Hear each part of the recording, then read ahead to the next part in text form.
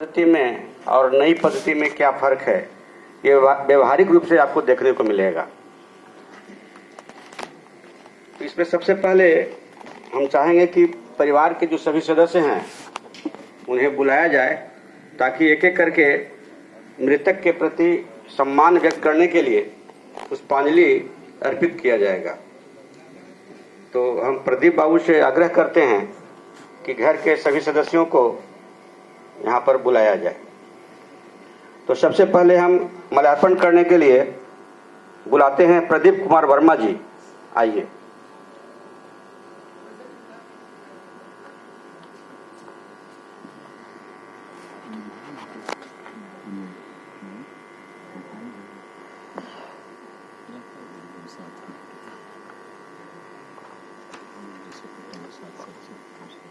हम उनकी माँ श्रीमती गिरिजा देवी, हम चाहें कि वो आएं और माल्यार्पण करें।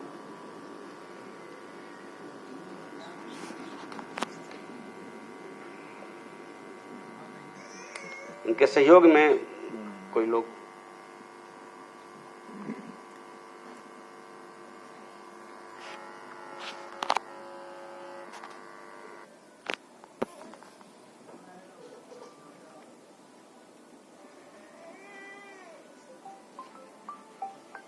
ये बहुत ही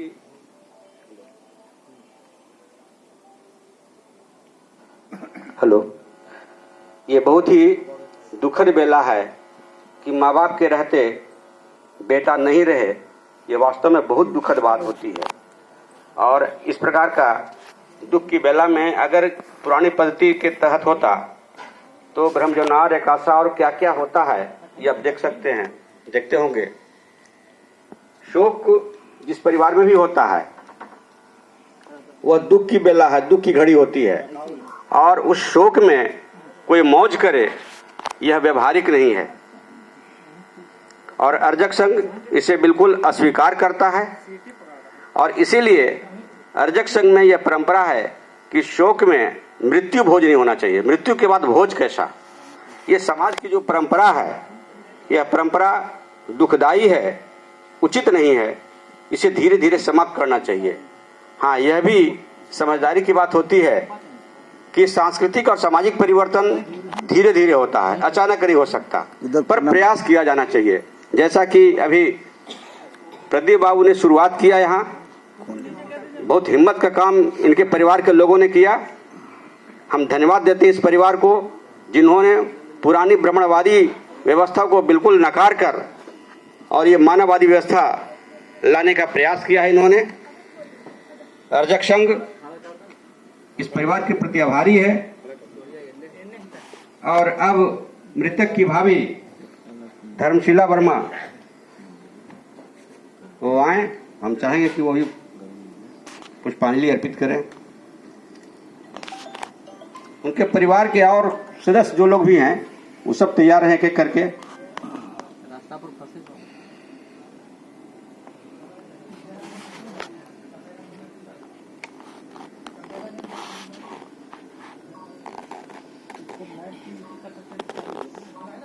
उनकी बड़ी बहन प्रवीला कुमारी,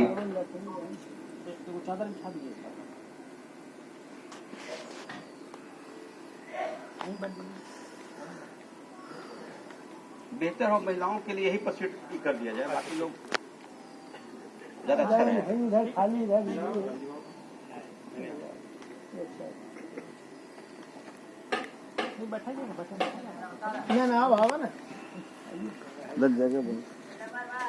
इनके मंझले भाई प्रमोद कुमार वर्मा जी,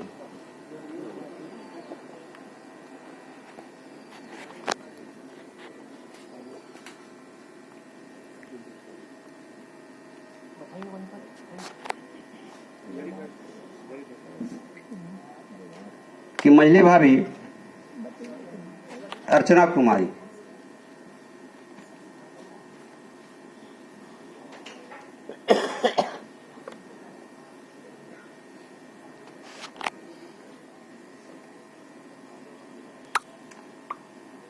मृतक की पत्नी श्रीमती संजू कुमारी,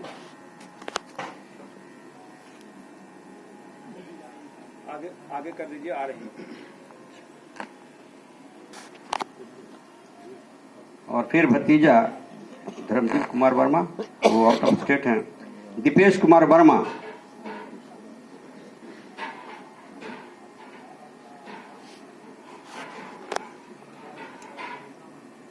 भांजा विवेक रंजन जी,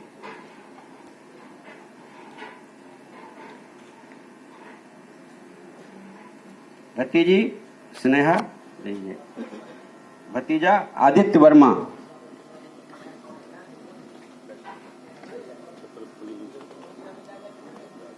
उनके परिवार के और जो ससुराल के लोग हैं, साला उनके अरविंद कुमार,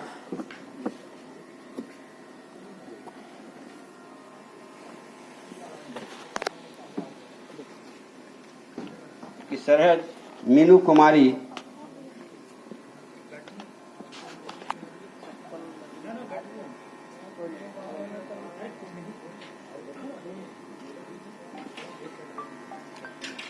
मृतक के साला राजीव कुमार,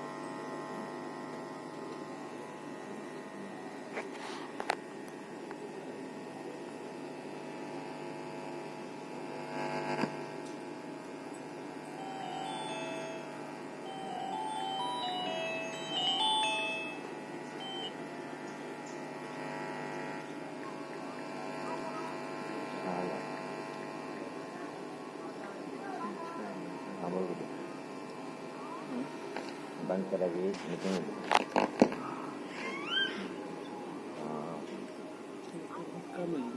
मृतक के साला अरविंद कुमार नहीं है। मृतक के साला नहीं है। अच्छा अच्छा, राजीव कुमार। हाँ राजीव कुमार, सॉरी। आगे बढ़िए। कोमल कुमारी सरहज,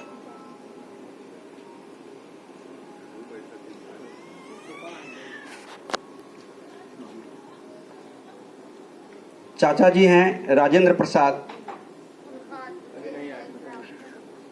और की चाची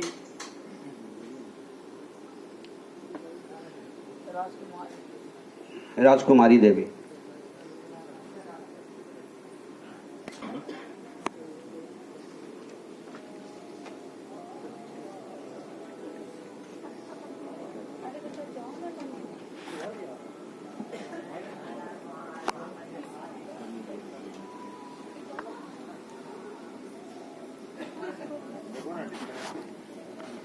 एक एक परिवार के सदस्य परिवारजन जो यहाँ उपस्थित हैं, हम पुष्प सुमन अर्पित कर रहे हैं दिवंगत आत्मा को शांति के लिए। एक एक करके आए, जिनका नाम हम नहीं जानते हैं, हम सबसे आग्रह करते हैं कि एक एक करके कुछ चीज ऐसी है जिसको वापस तो नहीं किया जा सकता, लेकिन अपनी कर्तव्य निर्वहन जरूर की जा सकती है। हेलो, बड़ा ही मार्मिक क्षण है। परिवार के सदस्यों द्वारा श्रद्धांजलि अर्पित की जा रही है।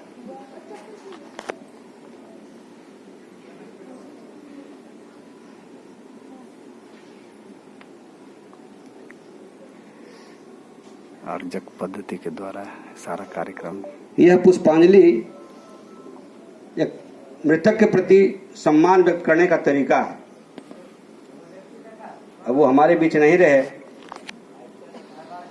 लेकिन उन्हें हम, अब वो यशकाई हो गए, यानी अब उनके जो किए हुए कार्य हैं वही अब हमारे बीच रह गया। तो और भी जो यहाँ पर उपस्थित हैं वे सभी से हम आग्रह करते हैं वो आएंगे, एक एक करके अब माल्यार्पण पुष्पांजलि अर्पित करेंगे। आइए।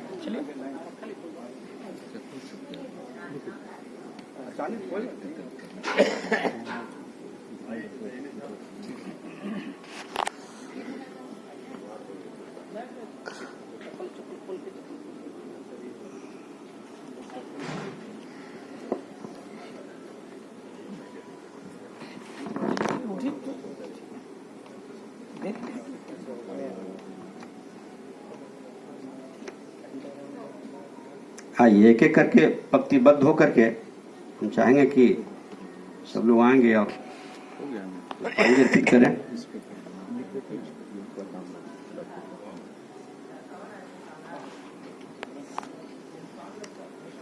अर्जक संघ एक सामाजिक संगठन है। ये किसी राजनीति से कोई इसका संपर्क नहीं है। इसकी स्थापना 1 जून 1968 को उत्तर प्रदेश के पूर्व वित्त मंत्री महामना रामसु वर्मा जी ने की थी। रामसु वर्मा जब उत्तर प्रदेश में चौधरी चरण सिंह की सरकार थी तब वे वित्त मंत्री थे। डॉक्टर राम मनोहर लोहिया के सहयोगी थे और सोशलिस्ट पार्टी से जुड़े हुए थे। उन्होंने देखा, वो मूलतः कानपुर के रहने वाले थे। उन्होंने देखा कि समाज में जब तक परिवर्तन नहीं होगा, सामाजिक परिवर्तन नहीं होगा, तो राजनीतिक परिवर्तन से कोई फायदा नहीं है। इसलिए उन्होंने 1 जून 1968 को उत्तर प्रदेश के में अर्जक संघ की स्थापना की थी। सामाजिक, सांस्कृतिक और आर्थिक बदलाव लाने के लिए अर्जक संघ की स्थापना की गई थी। अर्जक का अर्थ होता है शारीरिक श्रम करने वाला। उन्होंने बताया कि समाज में 2 तरह के लोग रहते हैं। एक जो जिसके अधिकांश सदस्य केवल मानसिक श्रम पर जीते हैं और दूसरा ऐसा वर्ग है जो शारीरिक श्रम पर जीविकोपार्जन करते हैं। अर्जक की परिभाषा दी गई है, जिस कौम के 95% स्त्री और पुरुष शारीरिक श्रम करते हैं और उस पर विश्वास रखते हैं, वे अर्जक हैं।